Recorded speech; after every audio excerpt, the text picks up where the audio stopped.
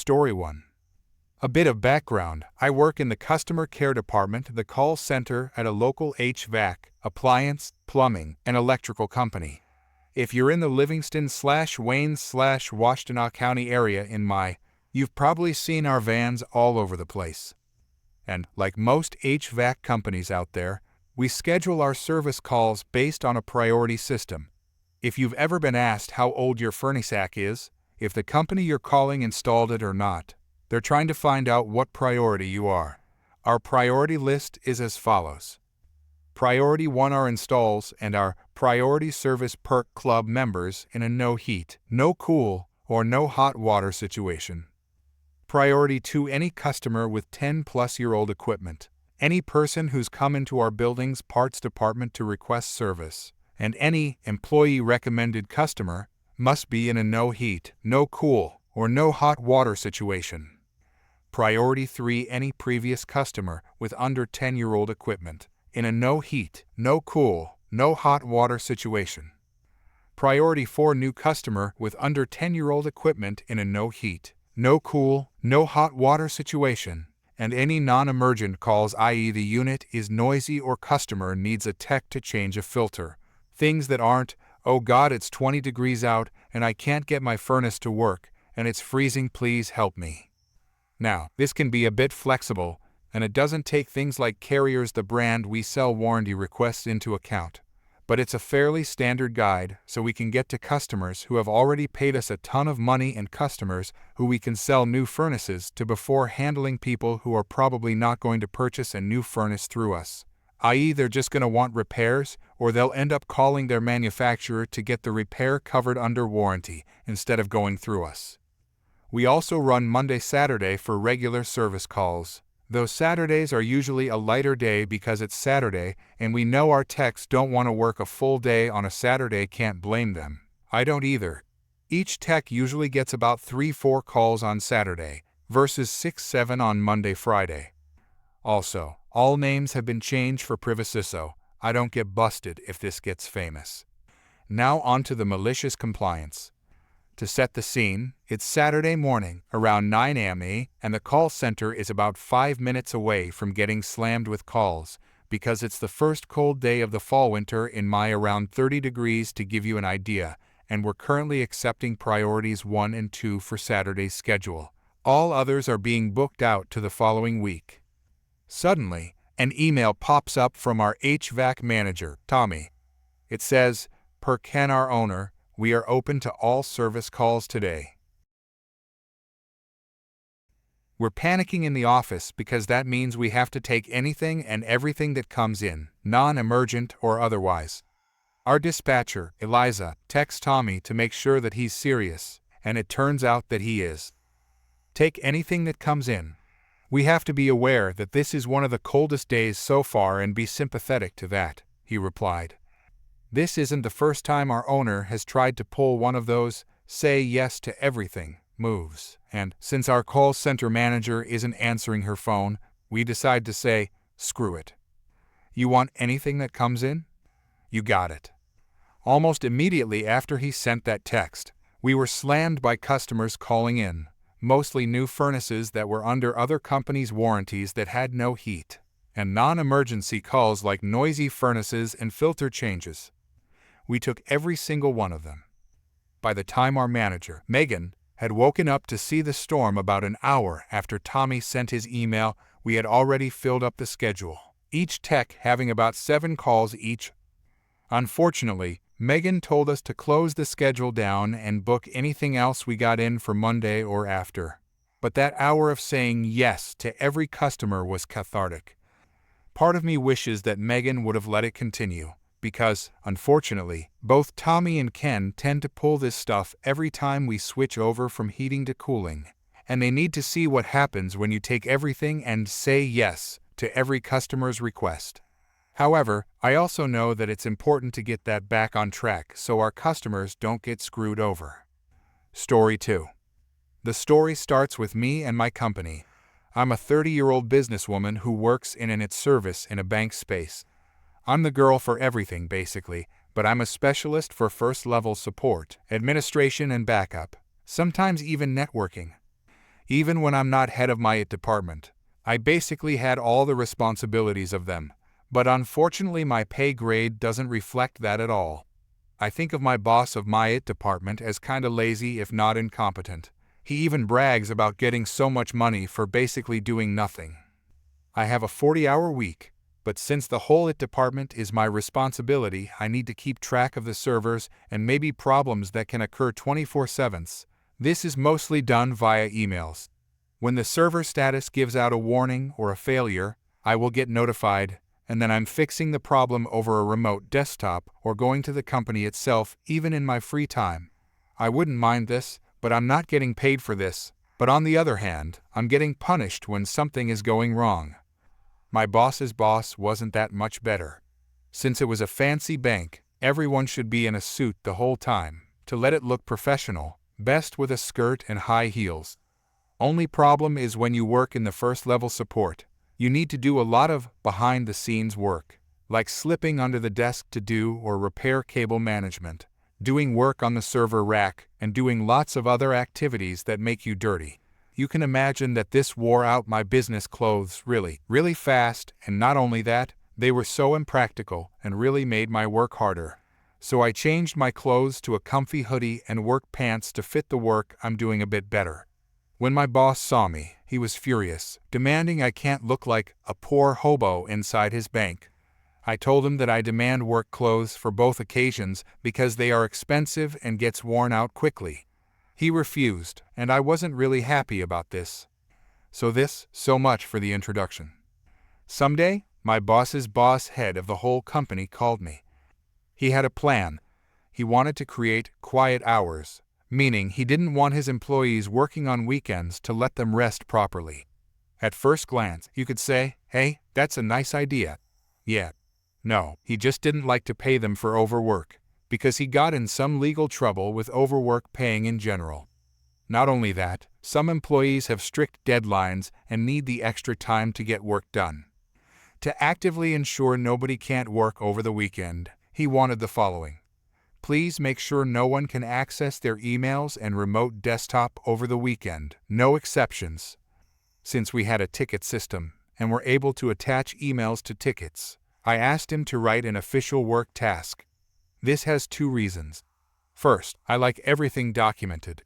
Second, I have something to protect and secure myself if the task I was given is incorrect. And it's exactly this that saved me. So I was in my office desk again, thinking how to get the task done and what implications it will have, and then it was clear to me what it meant. The email came from my boss with a task, and indeed he wrote, "For everyone, no exceptions." I was thinking to myself, should I write them, the implications it would have? After thinking, I thought of how I am treated as a worker and I decided against it. I was working immediately at this task and made an automated process to block every access to emails after Friday 6 p.m. to Monday 6 a.m. Weekend came, and it was Saturday, and I was calm and relaxed because if you have not noticed by now, by cutting down everyone's emails means, of course, that I don't receive any updates on the servers. I can't possibly work on it because my remote access is also cut, of course. If you think you could forward your work email address to your private address, no, I can't because we have very strict data protection. Nothing is allowed to go out. I'm happy. It's still Saturday, in the middle of the day. I'm cooking myself and my husband a nice meal and my telephone rings. It's my boss's boss. He talks with a stressed voice and told me that he can't access his emails. I needed a second to process this, but I responded, "That doesn't surprise me at all, since you ordered me to cut everyone's email access, without exceptions." He was angry, very angry, and told me that this obviously doesn't count for him. I told him that he specifically told me that there are no exceptions, and he stated everyone. He then argued that this wasn't how he phrased it, so I reread him his own email.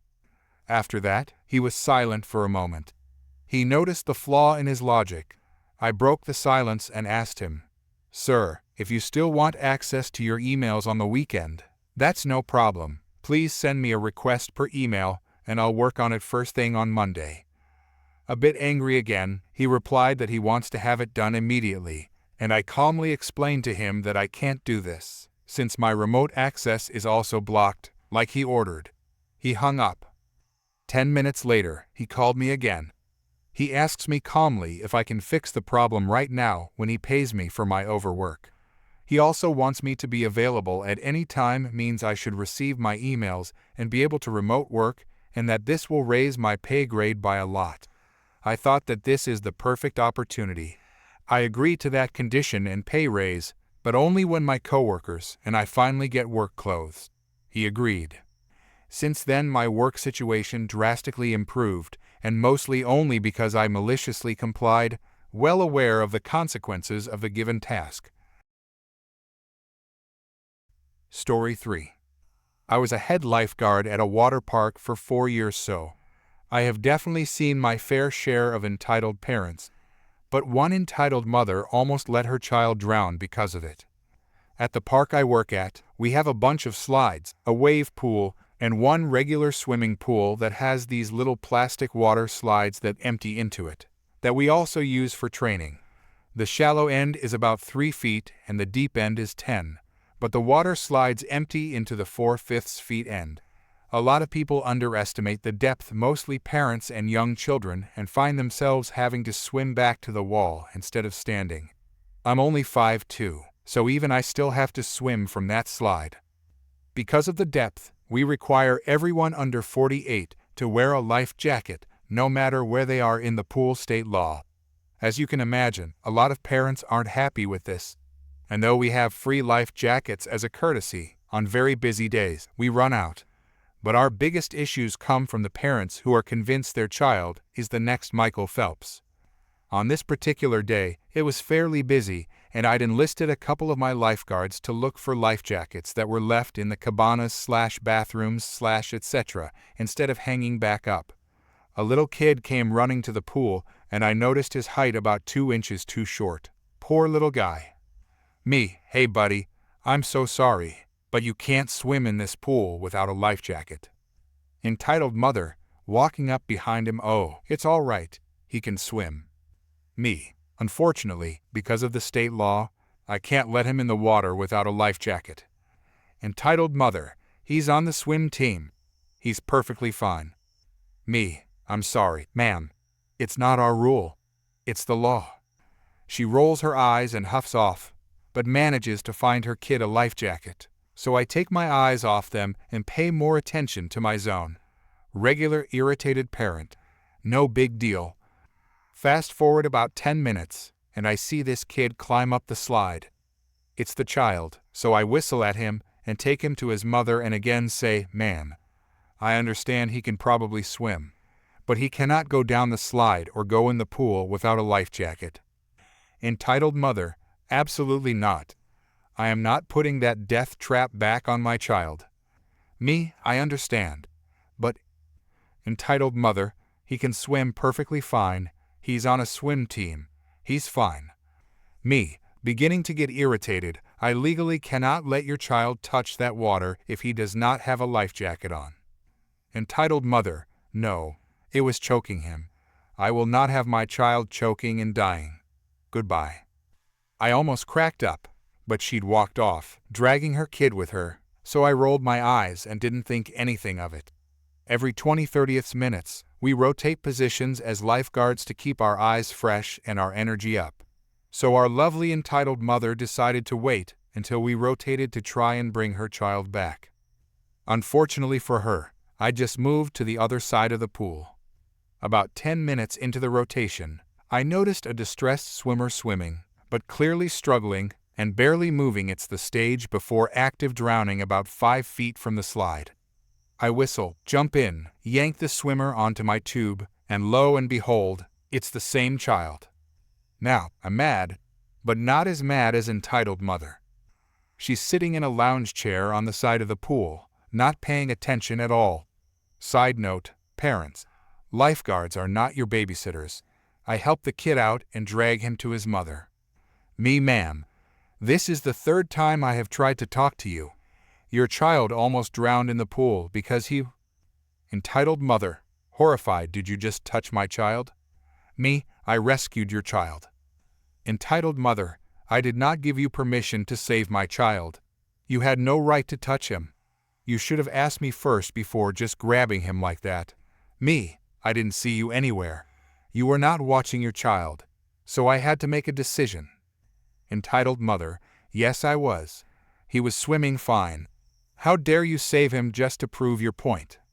Just admit you're on a little lifeguard power trip. I want to speak to your supervisor. I love when people want to speak to a supervisor because at this water park, they are almost always on the lifeguard side. So my supervisor comes over. Entitled mother, this lifeguard won't let my child swim in the pool. She gave him a life jacket that was choking him and then dragged him out of the pool without my permission. Supervisor, your child is too short. Entitled mother, but he's on a swim team. If he can swim, he shouldn't have to wear one. Now, I've been having this same conversation over and over for about 45 minutes at this point. My supervisor asked her to give him a minute and moved to the side to talk to me. Sometimes, if the children are near the correct height, we let them swim if there are no adequate life jackets and they seem like strong swimmers, and have a reliable adult with them. So my supervisor decided to extend this privilege to entitled mother. Entitled mother, thank you. I can't believe it took this long for you to see sense. I hope she gets written up at the very least for ruining my son's day. Supervisor, she was doing her job, but I'm sorry it made things difficult for you. Entitled mother goes back to chatting with her friends, and her son runs happily back to the slide where he nearly drowned once already, and slides down it. And sure enough, he starts drowning. But I'm not allowed to rescue her son because he can swim, right? He's on a swim team. He's great.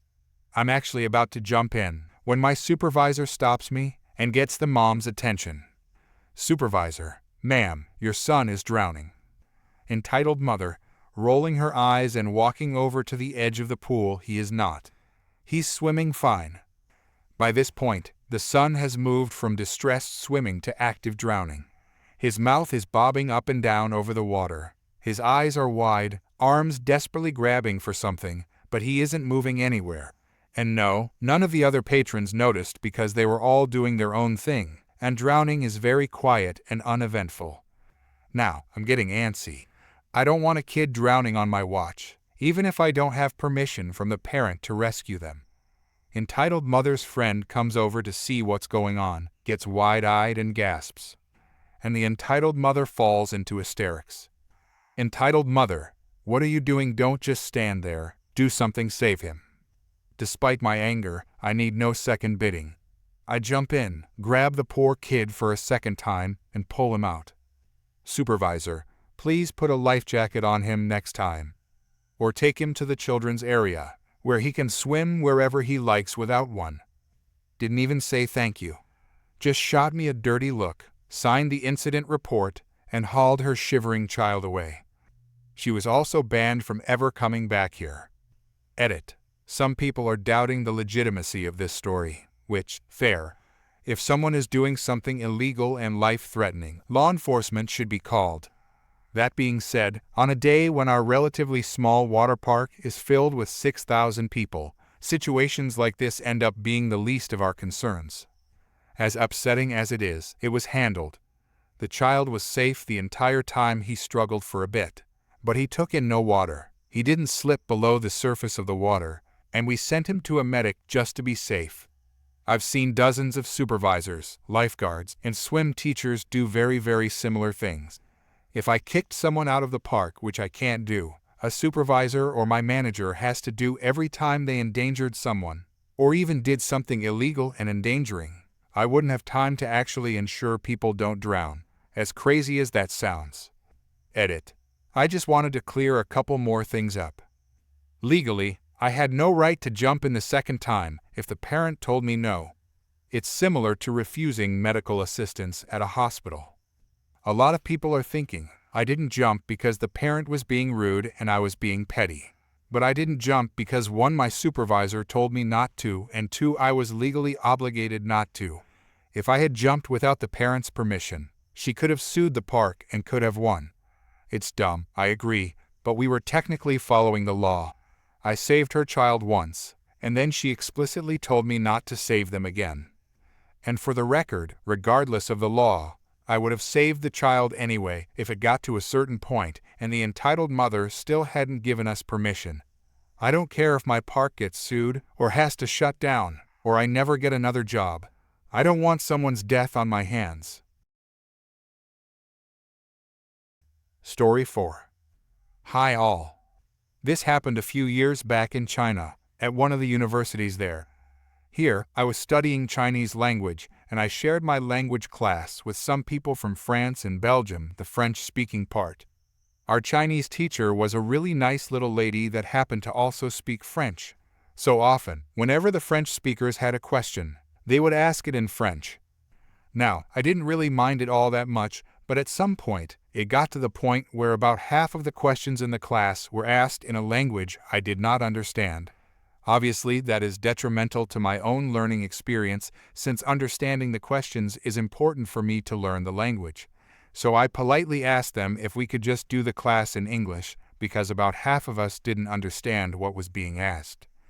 Layashi, the teacher, was very nice about it, and afterwards asked the students if they could rephrase their question in English when they asked it in French.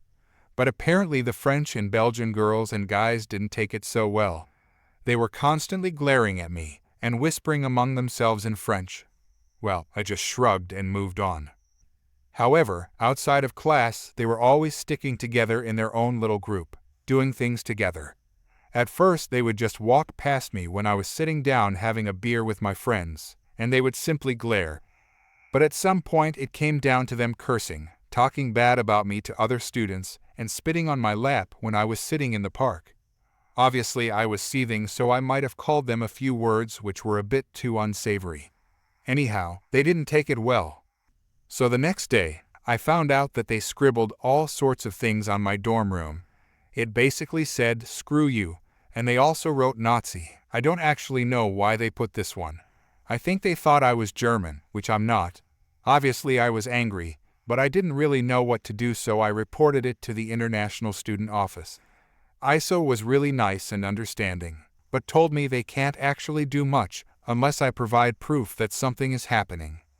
Thus, I went on Taobao and bought a little recording camera looked a bit like a dashcam. It had the time and date and everything. After the university had painted my room door over, they couldn't get the markers off apparently, I hung the camera up in a corner of our dorm corridor and pointed it at my door. Then I left and made sure to loop around a little bit to walk past the group of French Belgians so that they knew I was leaving campus towards the metro station. I had some nice dumpling soup and a beer, and when I came back, look and behold. Once again they were hardly creative with their insults, just more of the same, but this time I had proof. I checked the video and I was very pleased. 5 out of 7 of the group were actually there, and all wrote down something on the door with a permanent marker. One of the guys even kicked the door, which caused a crack at the bottom. These doors were not very sturdy. They seemed to have a lot of fun doing it. Now, of course, the school was properly pissed when I showed them the video. Normally the students would just get a stern warning, but because ISO was aware that they were doing it before, and also about the fact that they were harassing me all the time, I reported everything to them. When it happened, they were less than understanding this time and suggested the board that had to decide on this. No idea what their name was. I couldn't recognize their name in Hanzi to expel the students. And so they were. All of this took place over the course of a couple of months, so we were nearing the end of the semester. The 5 students who scribbled at my door got expelled just before their exams, which meant that all the time they spent at the university was effectively worthless since they did not receive any credits for it. But it gets even better. After this whole ordeal, I sent a neat anonymous letter in Chinese. One of my Chinese friends helped me write it to the Public Security Bureau that these students had engaged in vandalism at our university. A few weeks later, after I had already returned home, I was told by a friend of mine who was on good terms with their group that some of them had booked tickets in hostels to travel in China at the end of the semester. However, their visa extension was denied by the Public Security Bureau on the basis of their misdemeanor at the university. I'm not sure if the second part was caused because of my letter or simply because the university informed the police, but I like to pretend that it was the former. so I was just laughing as they wasted half a year in courses for which they would receive no credit, and had to cancel thousands worth of travel plans. That truly was a sweet, sweet feeling. Edit. I have to say that the other French and Belgians I met in China were very pleasant people. It was just this group, which was awful. Story 5. My college years, back when I was overworked, irritated and cranky. I'm still a little jerk, but I'm less cranky and overworked now. This story happened during spring tours during my junior year. Incoming prospects were being shown around campus. The engineering students such as myself were burned out with year-end projects, and the deans were busy bragging about how awesome this campus was and how educational it would be to come here while neglecting to mention the price tag. Okay, I might still be a little bitter about the whole college experience thing.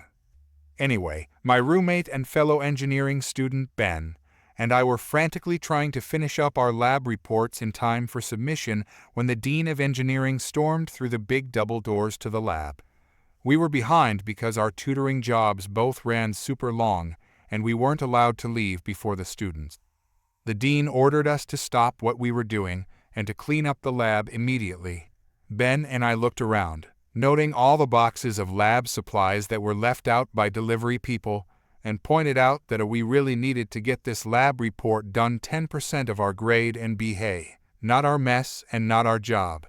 The dean countered by saying that if we didn't comply, he'd tell our lab instructor to give us zeros on the assignment anyway, that it was our fault for not being more prepared, and finished by saying, "You need to make this lab spotless. We want the tour to be memorable for these new students, and you will help to make it memorable." The lab instructor heard the last half of the rant, as he walked in the door about the same time as the dean walked back out. He sighed and shook his head. "Sorry, guys, tell you what, I'll try to push back the submission deadline by an hour for you guys. Fair?" Ben and I both shrugged, already resigned to the fact that the lab instructor, while sincere, had a very minimal idea of how computers worked and certainly had no idea how to change a submission deadline. I pushed Ben out of the way of the computer. "You start. I'll finish the bullcrapping here." It was universally acknowledged that I was the best writer in the class. Despite dyslexia, I had been raised by an English major mother, and thus knew how to write absolute volumes about stuff I knew nothing about.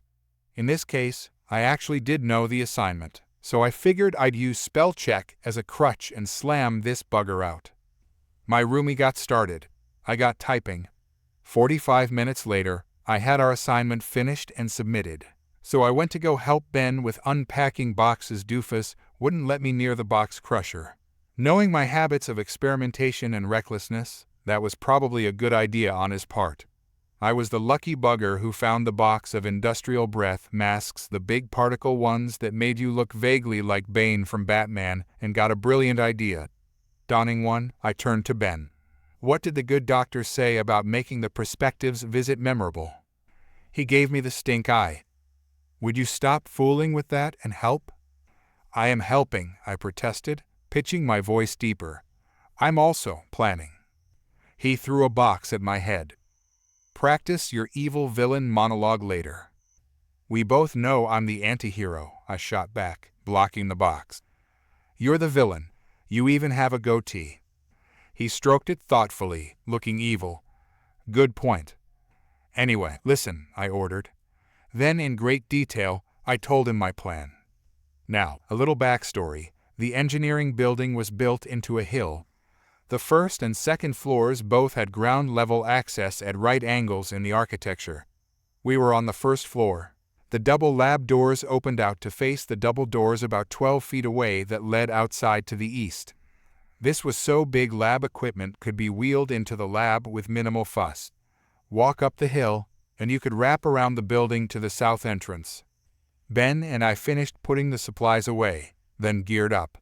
We donned the breath masks, lab goggles, full lab coats, heavy-duty chemical gloves and coveralls, shoe covers, hair covers, the works. You could hardly tell our ethnicity, much less who we were. Then, we chose our weapons. I opted for a beaker, which I half filled with dish soap and hot water, and shook like one of those shake-weight TM things I saw on the late-night shopping channel that one time I drank too much root beer and couldn't fall asleep. I also grabbed some tongs, because why not? Ben opted for a voltmeter that he taped random crap to and very carefully covered in foil, to make it look even more scientific and scary. He coupled that with a fire extinguisher that he pulled off the wall and dipped in some dish soap suds to make it look like it had already been used. Appropriately geared up and armed, we crouched by the lab's double doors and peered through the crack between them. There was no center post grate for spying. We were just in time. The dean was there, with about 12 to 15 prospective students and their families. The prospectives looked bored. The parents looked like they were trying to feign interest. The little kids in the group were fidgety. The dean looked pompous. It was the perfect combination. I almost ruined it by snickering, but I was able to restrain myself by biting my tongue as hard as I could. The dean was in the process of pontificating on all the amazing things this lab had to offer and how we were the best engineering school in the area we were in Midwest. It's not like there was any competition for a couple 100 miles, and how the lab that they were about to see was the safest. I was wondering why he didn't do this speech in the lab pre-framing, I guess. The lab was nothing special when Ben nudged me. Oh, yeah, that was our cue.